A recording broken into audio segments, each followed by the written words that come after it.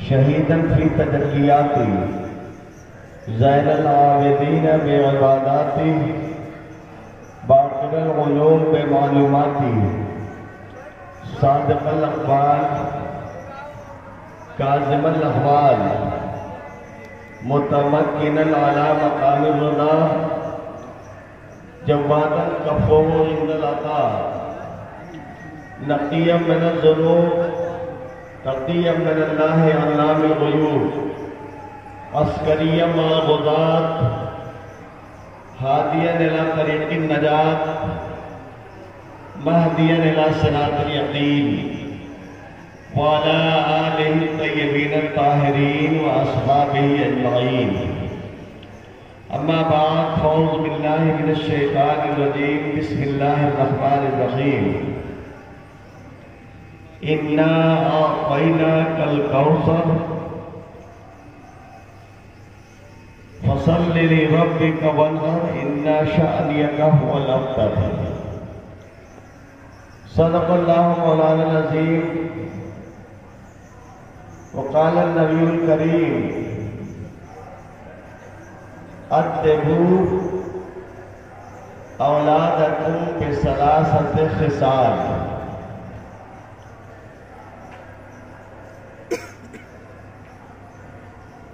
اَدِّبُوا اولادکم بثلاثۃ خصال بحکم نبی صلی اللہ رب العزت ارشاد فرماتا ہے اے محبوب ہم نے آپ کو خیر کثیر عطا فرمایا آپ کے علم میں آپ کے فضل میں آپ کی شان میں آپ کے خاندان میں آپ کے جلال میں آپ کے جمال میں آپ کی ہر چیز میں ہم نے خوب برکت عطا فرمائی یہ اللہ پاک کا کربلا میں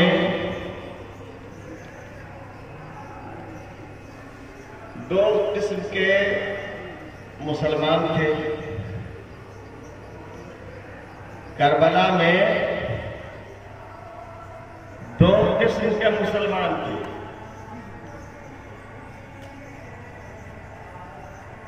اور دونوں کے الگ الگ امام تھے دو قسم کے مسلمان تھے اور دونوں کے الگ الگ امام تھے ایک امام ایسا تھا بڑی جماعت سے بڑے جتھے سے ایک آدمی نکل کر ایک امام کے پیچھے چند وقت کی نماز پڑھ لی پوری جنت اس مقتدی کی شہدائی بن گئی ایک آدمی پورے جتھے سے پوری جماعت سے نکل کر ایک امام کی طرف آیا چند وقت کی نماز اس امام عالی مقام کے پیچھے اس شخص نے پڑھ لی پوری جنت اس مقتدی کی شہدائی بن گئی اور ایک امام ایسا تھا دوسری پارٹی میں کہ جس نے اس پارٹی کے پیچھے نماز پڑھ لی قیامت تک کی لعنت اور پھٹکار خدا کی طرف سے رسول کی طرف سے فرشتوں کی طرف سے ساری مخلوق کی طرف سے کل ہو رہی تھی آج ہو رہی ہے کل قیامت تک ہوتی رہے گی کہنے کے لیے مسلمان اس پارٹی میں بھی تھے اس پارٹی میں بھی تھے مسلمان تھے تو نماز اس پارٹی میں بھی ہوتی تھی اور اس پارٹی میں بھی نماز ہو رہی تھی جس پارٹی کی میں بات کر رہا ہوں کہ اس میں بڑی پارٹی سے نکل کر ایک آدمی اگر آ گیا تو جنت اس کا مشتاق بن گئی، شہدائی بن گئی۔ وہ امام کون ہے؟ وہ امام الدنیا والآخرہ، امام عالی مقام امام حسین علیہ السلام کی ذات ہے۔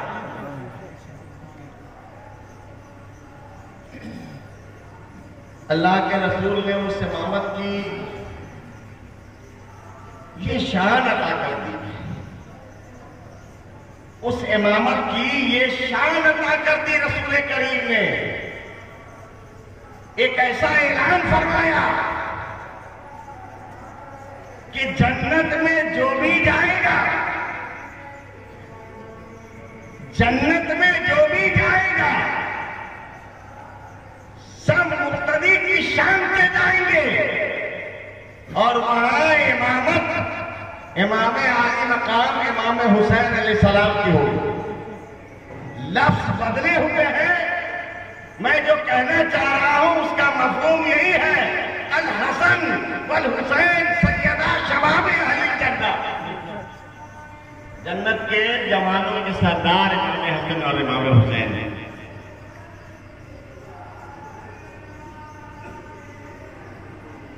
کبھی کبھی الفاظ کا انتخاب جب اللہ اور اس کے رسول کرتے ہیں تو اپنی شایان شان کرتے ہیں، اور جب ہماری چھوٹی عقل اور چھوٹا دماغ اللہ اور اس کے رسول کے الفاظ میں متھا پچی کرنے لگتے ہیں تو قدم گمراہی کی طرف بڑھنے لگتے ہیں۔ اس کی ایک مثال دے رہا ہوں۔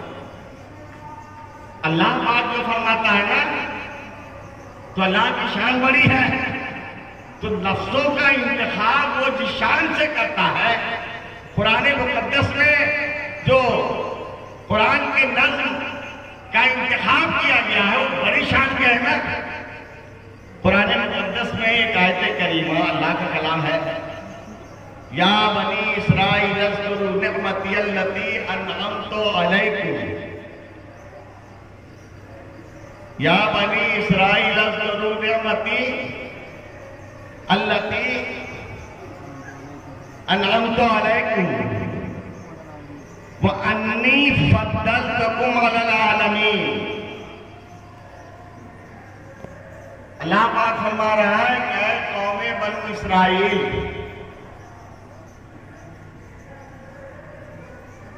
میری ان نعمتوں کا شمار کرو، ان نعمتوں کو یاد کرو جو نعمتیں ہم نے تم پر انعام کے طور پہ عطا کی، نازل کی،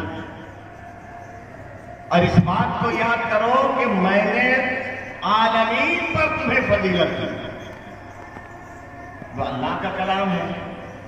ایک یہودی جماعت قوم بنو اسرائیل کے لیے اللہ فرما رہا ہے کہ میں نے تم کو عالمین پر فضیلت دی۔ اب یہاں لفظ کا انتخاب اللہ پاک کی طرف ہوگا، عالمین پر فضیلت دی۔ وہ اللہ پاک فرما رہا ہے نا، اس میں کسی مولوی اور مولانا کے کوئی مجال ہے کہ اس میں کوئی اپنی طرف سے ڈسٹرب کرے؟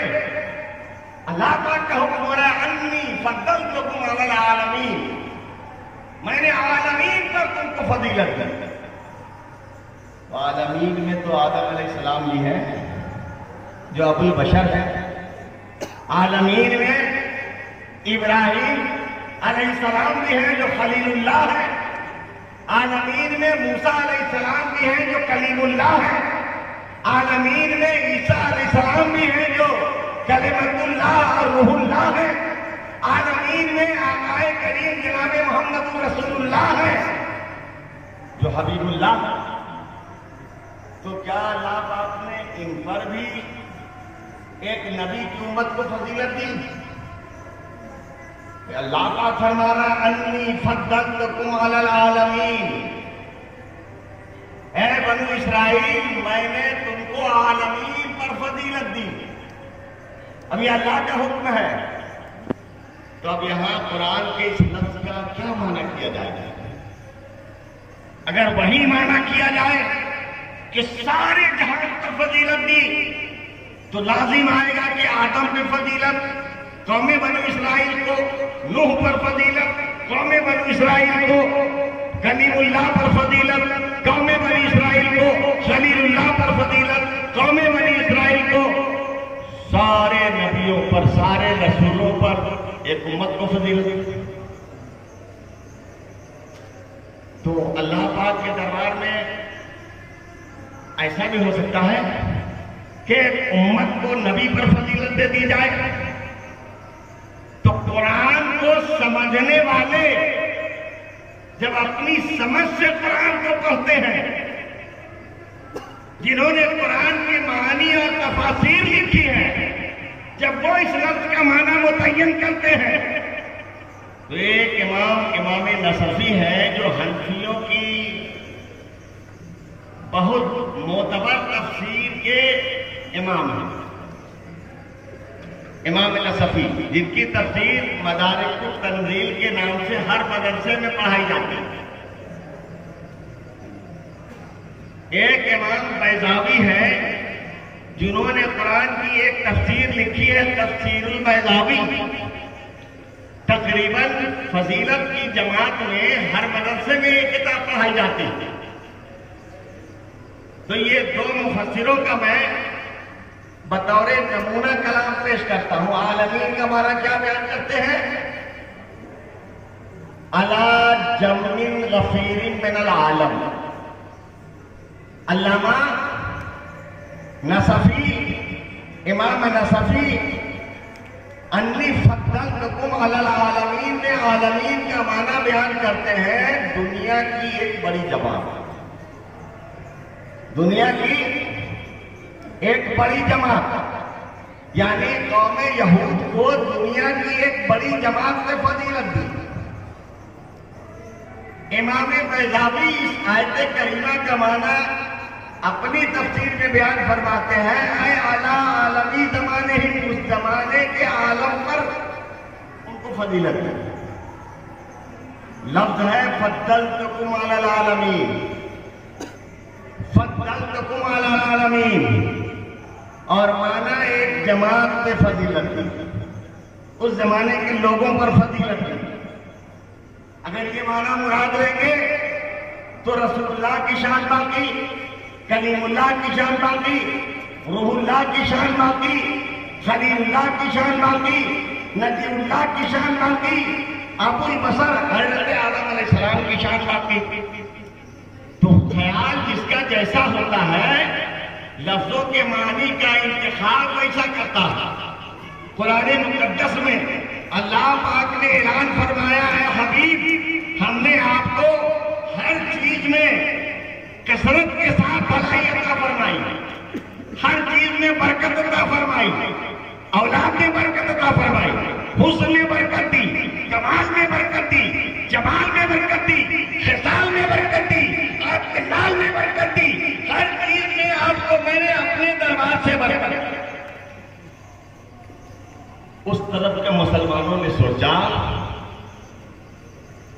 قرآن کہہ رہا ہے اولاد میں برکت دی، اولاد کی کل تعداد کتنی ہے؟ اولاد کی کل تعداد کتنی ہے جن سے نسل نبوت جاری ہوئی؟ صرف دو، صرف دو۔ اولاد نرینہ کی کل تعداد دو، ایک کو زہر دے کے شہید کر دیا گیا، اب ایک ہے۔ ظالموں نے سوچا، باغیوں نے سوچا، ناہنجاروں نے سوچا، قرآن کی سمجھ جن کے پاس نہیں تھی انہوں نے سوچا کہ اس چراغ کو بھی بجھا دو، قرآن کو ہم جھٹلا دیں گے، اس چراغ کو بھی بجھا دو، انا اعطیناک الکوثر کا مفہوم ہم مٹا دیں گے، اس چراغ کو بھی ختم کر دو، خاندان نبوت کا نام و نشان مٹا دیں گے۔ وہ پوری طاقت اپنے جتھے کے ساتھ، اپنی جمعیت کے ساتھ، اپنی پارٹی کے ساتھ، اپنے ہجوم کے ساتھ آگے بڑھی۔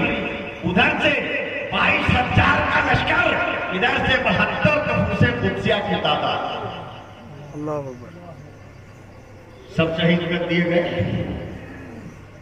کربلا کی ایک تاریخ ہے، سب شہید کر دیے گئے نا۔ ان کی نیت میں، ان کے منشا میں، ان کی مراد میں بظاہر وہ کامیاب ہوتے دکھ رہے تھے، لیکن خداوند قدوس نے کہا تھا اِنَّا أَعْطَيْنَاكَ الْكَوْثَرَ، اے حبیب ہم نے آپ کی اولاد میں اتنی کثرت دی کہ یہ ظالموں کا جب تھا، یہ باغیوں کا جب تھا، یہ دین سے ہٹے ہوئے کا جب تھا، ان کے دینوں کا جب تھا، آپ کی کثرت کو مٹانے۔ آج پورے عالم میں، پوری دنیا میں، کسی گاؤں میں، کسی شہر میں، کسی ضلع میں، کسی صوبے میں، کسی ملک میں کوئی مائی کا نام پروف نہیں دے سکتا ہے کہ یزید کی اولاد کے، یزید کی نسل کا کوئی ایسا آدمی ہو جس کے پاس اس کا شجرہ۔ پوری دنیا میں آج کی تاریخ میں کوئی ایسا انسان نہیں ہے جو یزید کے خاندان کا ہو اور اس کا شجرہ باقی ہو۔ لیکن نسل نبوت کے ایسے چاند اور سورج ہیں کہ کائنات میں ہر جگہ ان کی روشنی اور ان کا نور ایسا پھیلا ہوا ہے کہ کائنات کا اجالا انہیں کے نور اور ان کی روشنی سے ہے۔ میں نے قرآن مقدس کی آیت پڑھی اور ایک حدیث آپ کے سامنے پیش کی ہے۔ علامہ امام سیوطی، علامہ امام سیوطی اہل سنت میں ایسے مصنف ہیں، ایسے محدث ہیں، ایسے مفکر اسلام ہیں، ہمارے لیے ایسے آئیڈیل اور ایسے نمونہ ہے کہ شان کا عاشق رسول عالموں کی جماعت میں، مولویوں کی جماعت میں دیکھنے کو نہیں ملتا۔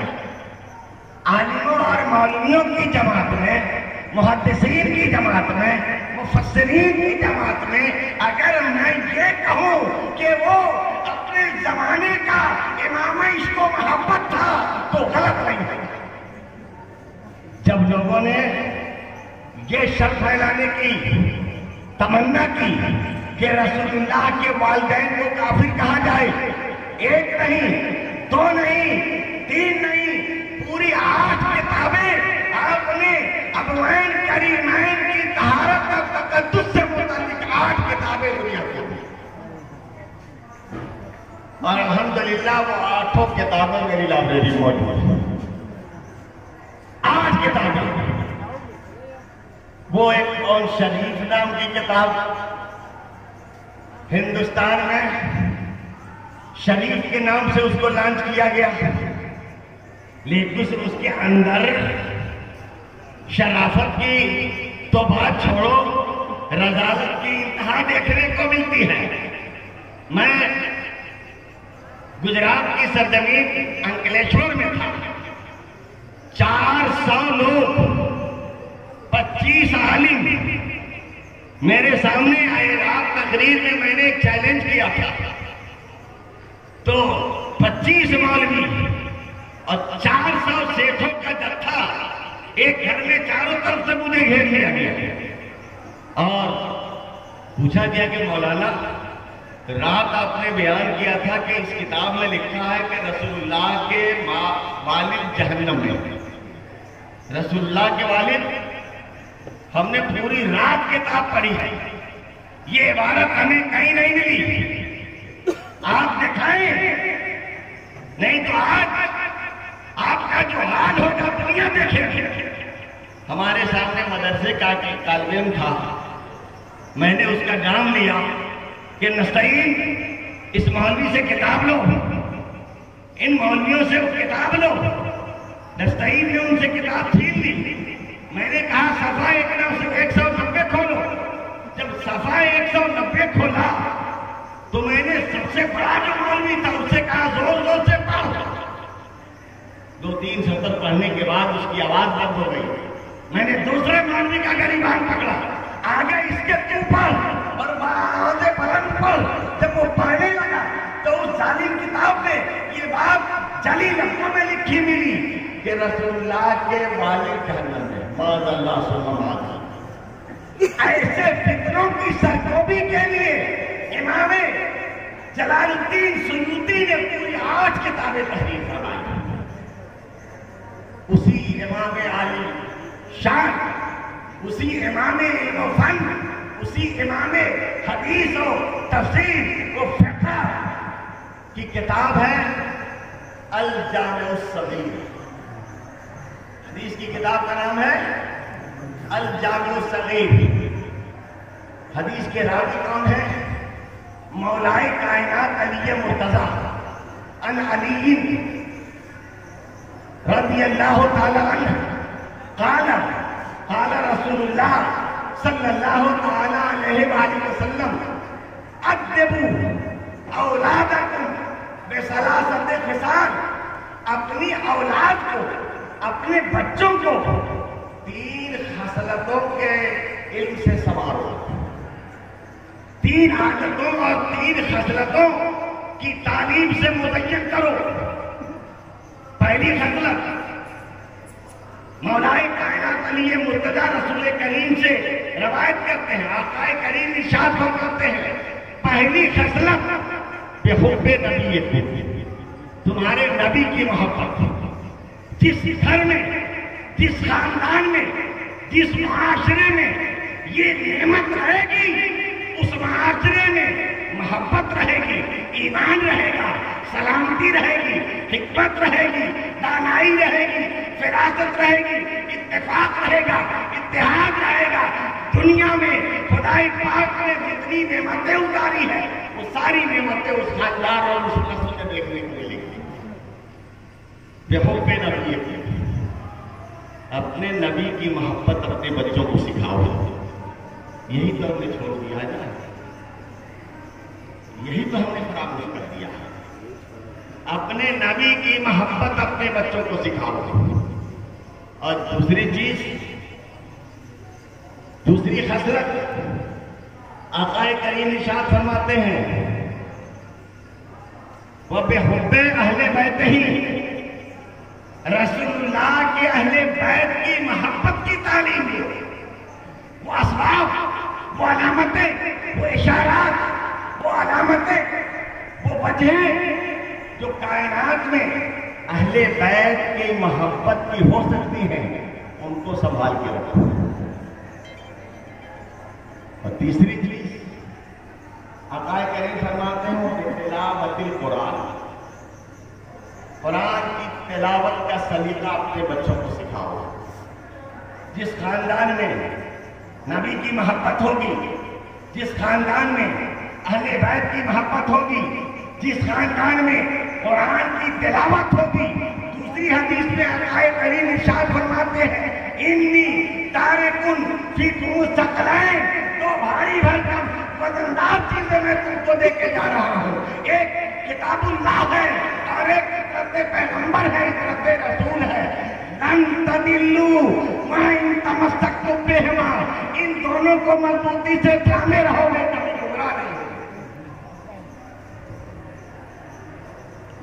جس خاندان میں, جس معاشرے میں, جس علاقے میں, جس شہر میں یہ نعمتیں ہوں گی, اس شہر میں, اس علاقے میں, اس معاشرے میں ایمان ہوگا. اور جہاں یہ 3 چیزیں نہیں ہوں گی, سب کچھ ہوگا, سب کچھ ہوگا, لیکن ایمان نہیں ہوگا. تو انہوں نے کیا ارادہ کیا؟ سوچا کہ جتھا چھوٹا ہے, جماعت چھوٹی ہے, صرف 72 لوگوں کی تعداد ہے, ان کو کاٹ دو, ان کو ختم کر دو, ان کو مٹا دو. قرآن کی آیت جھوٹی ہو جائے گی, اللہ کا کلام جھوٹا ہو جائے گا. لیکن اللہ کا کلام کہاں جھوٹا ہونے والا ہے؟ خدا سچا ہے, اس کا کلام سچا ہے, اس کے رسول سچے ہیں, تو ان کے چاہنے والے بھی سچے. بے شک. امام زین العابدین اور امام حسن کی اولاد میں ایک شہزادہ بچا، ایک شہزادہ بچا، اس کا نام امام حسن مصنع۔ یہ ذہن میں آپ لوگ بٹھا لیجیے، ایک شہزادہ جس کا نام امام زین العابدین اور ادھر ایک شہزادہ جس کا نام امام حسن مصنع۔ پوری دنیا میں ان دو شہزادوں کی اولاد اتنی کثرت سے ہے کہ کوئی بڑا شہر ایسا نہیں ہے جس میں رسول اللہ کی اولاد ان دونوں کو نہ ہو۔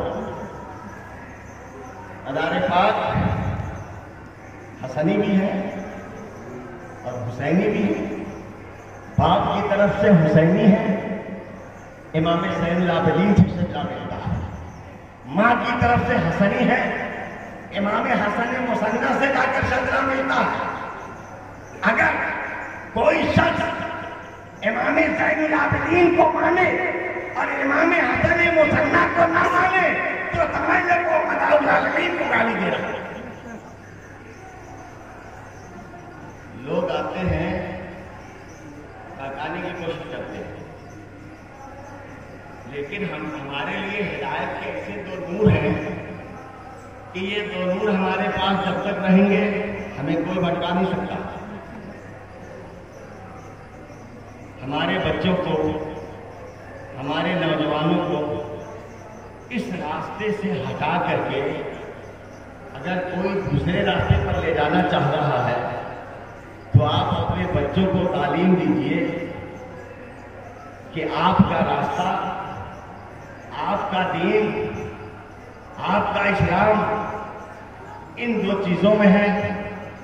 جہاں دیکھیے کہ یہ دو چیزیں ہیں آپ وہیں رہیے، اور جہاں دیکھیے کہ یہ دو چیزیں نہیں ہیں آپ وہاں نہ جائیے۔ میں نے ایک بات بتائی آپ کو، اہل بیت کی محبت کی نشانی، اہل بیت سے تو محبت ہے، منہ سے کہہ رہے ہیں، اہل بیت سے محبت ہم بھی کرتے ہیں، منہ سے کہہ رہے ہیں، لیکن حقیقت میں ہے کہ نہیں؟ قرآن نے ہم کو ایک میسج دیا، قرآن نے ہم کو یہ میسج دیا۔ بہت سے ایسے لوگ ہیں جو کہتے ہیں اللہ کو ہم بھی مانتے ہیں، ہم بھی قیامت کے دن پہ یقین رکھتے ہیں، وَمِنَ النَّاسِ مَن يَقُولُ آمَنَّا بِاللَّهِ وَبِالْيَوْمِ الْآخِرِ وَمَا هُمْ بِمُؤْمِنِينَ۔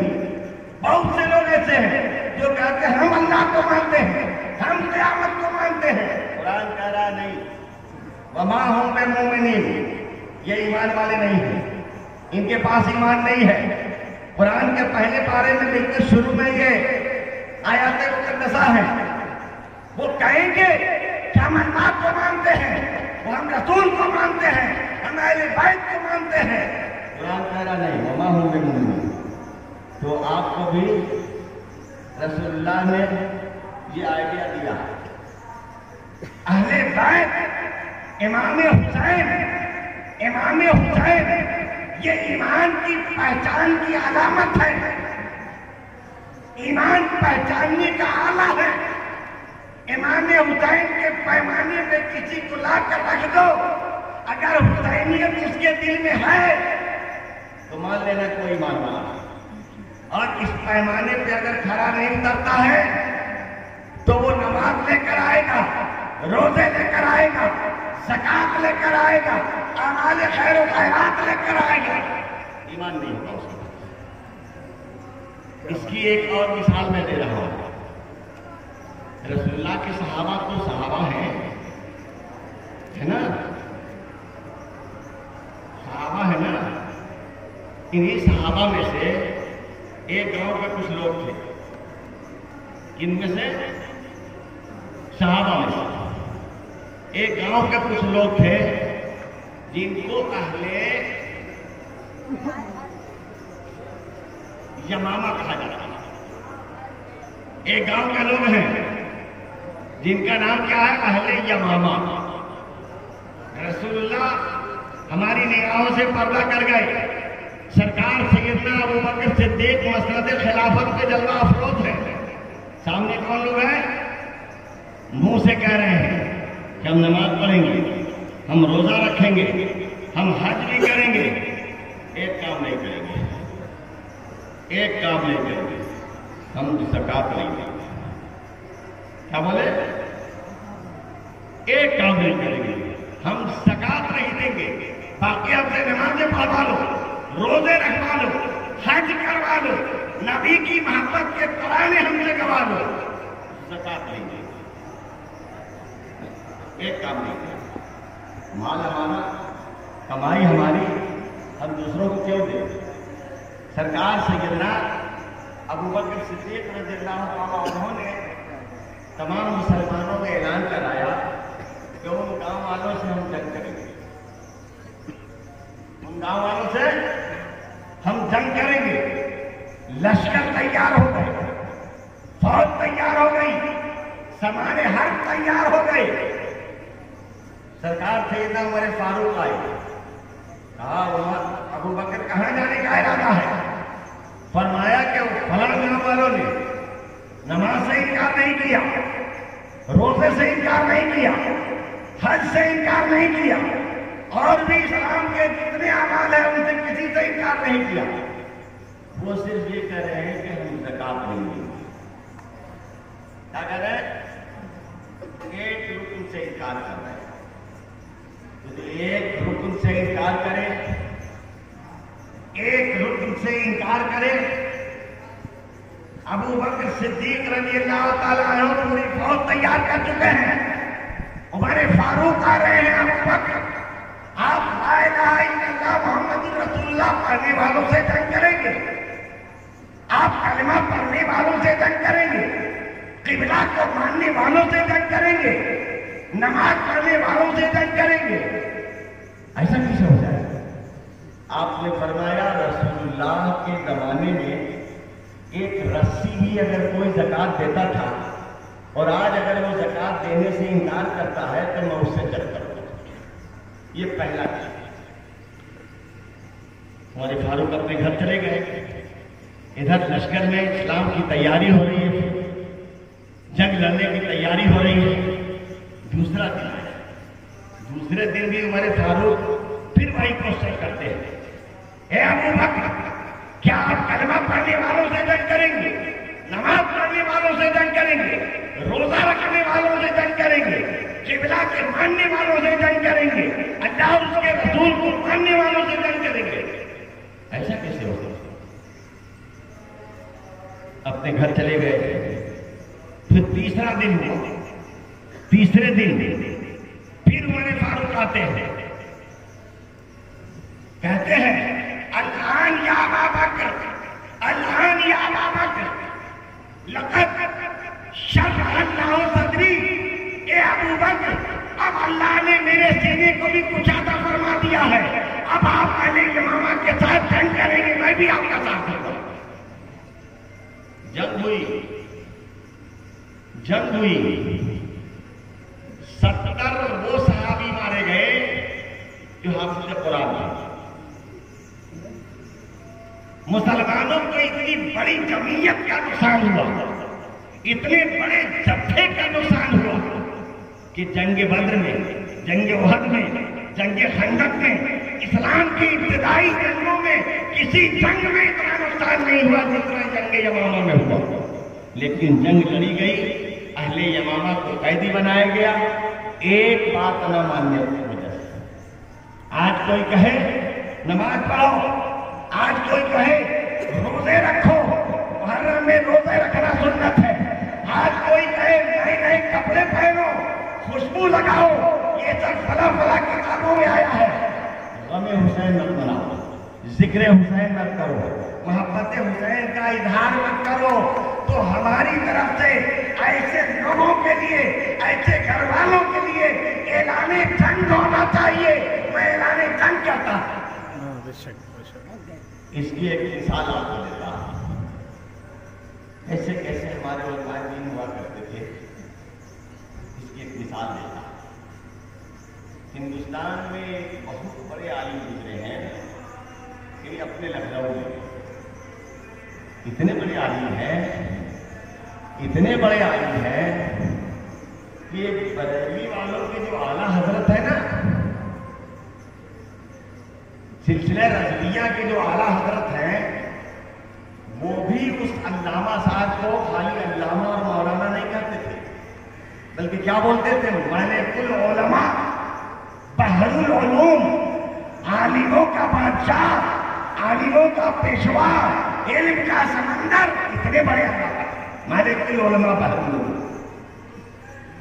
اتنے بڑے علامہ۔ ان کی ایک کتاب اتنی شاندار کتاب ہے، بڑی بڑی یونیورسٹیوں میں بڑے بڑے مدارس میں آج بھی پڑھائی جاتی ہے۔ کتاب کا نام ہے فواکہ الرحمون۔ بڑے بڑے اداروں میں پڑھائی جاتی ہے، شاندار کتاب ہے۔ اتنے بڑے علامہ ملک العلماء بحر العلوم لکھنؤ میں تھے۔ کچھ بڑے طاقت والے مولوی پوچھے کہ حضرت، یہ تعزیے میں لوگ براق بنا رہے ہیں، پریوں کا فوٹو بنا رہے ہیں، طرح طرح کے چتر بنائے جا رہے ہیں، عجیب عجیب نقشے بنائے جا رہے ہیں، آپ تعزیہ داری کے بارے میں کیا حکم دیتے ہیں؟ علماء اللہ کی امانت ہے، آپ تعزیہ داری کے بارے میں کیا کہتے ہیں؟ کیا براق بنانا جائز ہے؟ فوٹو بنانا اسلام میں جائز ہے؟ پریوں کا فوٹو بنانا جائز ہے؟ کسی آدمی کا فوٹو بنانا جائز ہے؟ نہیں جائز ہے نا؟ رسول اللہ نے منع کیا، علامہ صاحب نے منع کر دیا کہ تعزیہ بنانا جائز نہیں۔ اب تعزیہ نسبت حسینی سے بھی جڑا ہوا ہے، اور جہاں نسبت حسینی کے کوئی بھی کمی اور نقص کا شائبہ بھی ہوتا ہے نا، خدا کی طرف سے فوراً رزلٹ آ جاتا، اللہ پاک کی طرف سے رزلٹ آ جاتا۔ ایسے اسباب بنے، ایسے حالات پر پیش ہوئے کہ اس ملک العلماء اور بحر العلوم کو لکھنؤ چھوڑ کے بھاگنا پڑا۔ اتنے بڑے علامہ، اتنے بڑے مولانا، جہاں جائے گا ان کی عزت ہوگی نا، بڑا عالم جہاں بھی جائے گا لوگ عزت کریں گے۔ مدراس کے نواب نے اپنے دربار میں ان علامہ صاحب کو، جو ملک العلماء تھے، بحر العلوم تھے، ملک العلماء تھے، بحر العلوم تھے، وہاں کے نواب نے ان کو اپنے دربار کا قاضی القضات، چیف جسٹس کا عہدہ دیا، ملک العلماء کا عہدہ دیا، بحر العلوم کا علماء دیا، عہدہ دیا۔ بحال ہوئے جا کے کچھ دنوں کے بعد محرم شریف آیا، کچھ دنوں کے بعد محرم شریف آیا، اور محرم شریف میں انگریزوں نے اعلان کرا دیا کہ تعزیہ پہ پابندی ہے، کوئی مسلمان تعزیہ نہیں اٹھائے گا۔ یہ تعزیہ پہ سب سے پہلی پابندی لگائی گئی۔ کس کی طرف سے؟ پہلا فتویٰ آیا، پہلا حکم نامہ آیا، پہلا آرڈیننس آیا، پہلا آدیش آیا، اسمبلی سے پرستاؤ پاس کر کے آیا کہ مسلمان تعزیہ نہیں اٹھائیں گے، تعزیہ نہیں اٹھائیں گے، تعزیہ بنانا حرام، تعزیہ اٹھانا حرام۔ انگریزوں کا آدیش آیا، ملک العلماء بحر العلوم کے کان میں یہ آواز آئی کہ ہاں امام حسین کے تعزیہ کو روک رہے ہیں انگریز، ان کا تعزیے سے کیا لینا دینا ہے، یہ کیوں تعزیہ کو روک رہے ہیں؟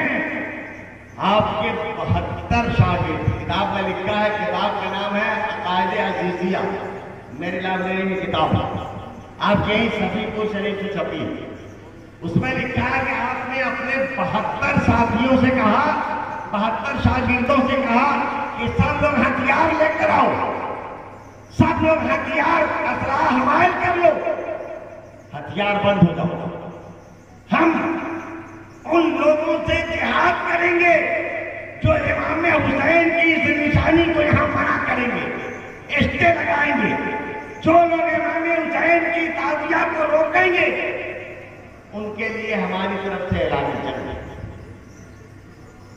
تو یہ علماء دین کی امانت ہے۔ مولویوں کو موقع مل گیا، لکھنؤ کا فتویٰ پڑھا، موقع مل گیا کہ مروجہ تعزیہ داری حرام ہے، لیکن مدراس کا فتویٰ نہیں دیکھا۔ جب لوگوں نے تعزیہ پہ بینڈ لگانے کی کوشش کی، جب لوگوں نے تعزیہ کو روکنے کی کوشش کی، مالک العلماء قاری العلوم نے فتویٰ جاری کر دیا کہ ہم انگریزوں سے اعلان جہاد کر رہے ہیں، اعلان جنگ کر رہے ہیں۔ تو جہاں جہاں جس خاندان میں محبت حسینی سے انکار آپ کو دکھے، نشانات امام حسین سے انکار آپ کو دکھے، سمجھ لو کہ انگریزوں کا فتویٰ اس نے پڑھ لیا ہے، یا انگریزوں کا فتویٰ لکھنے والا جو مولوی تھا، عالم تھا، کہیں نہ کہیں اس سے متاثر ہو گیا ہے۔ آپ اس عالم سے، اس عالم کے مدرسے سے، اس عالم کے سماج سے، ان عالم کے چاہنے والوں سے اعلان جنگ کریں۔ یہی علماء اہل سنت کی روش ہے، یہی محبان امام حسین کا طریقہ۔ اللہ تعالی ہم سب کو امام حسین کی محبت پہ قائم رکھیں۔ اِنَّا أَعْطَيْنَاكَ الْكَوْثَرَ، اے حبیب ہم نے آپ کو خیر کثیر عطا کر دیا، تمام نعمتیں، تمام رحمتیں، تمام برکتیں، اولاد کی نعمت، اقارب کی نعمت، جو بھی نعمتیں بن سکتی ہیں ان سب میں ہم نے آپ کو خیر کثیر عطا فرما دیا ہے۔ اسلام زندہ باد، حسینیت پائندہ باد، وآخر دعوانا الحمدللہ۔